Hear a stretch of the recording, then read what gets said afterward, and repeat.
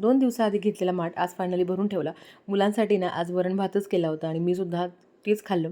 आता उन्हाळा म्हटलं तर घरात ताक, नारळ पाणी, लस्सी हा प्रकार चालूच असतो आणि आमच्या घरात सगळेच जण सगळे पदार्थ खातात. पण नारळ पाणी आपल्याला काही आवडत नाही कारण ते प्रेग्नन्सीमध्ये एवढं खाल्लं आहे ना, की आता त्याच्याकडे बघू पण वाटत नाही.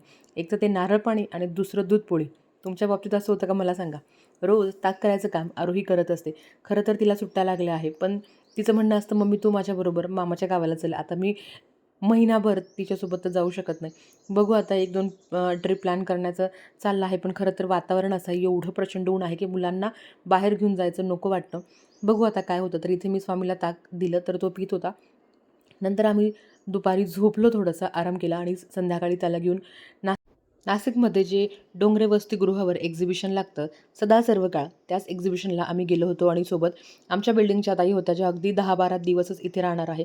नंतर त्या त्यांच्या गावाला म्हणजे ठाण्याला जाणार आहे आणि खरं तर त्या जाणार. तर माझं कसं होईल हा मोठा प्रश्न आहे, कारण त्यांच्यामुळे मुलं बाहेर पडत होती.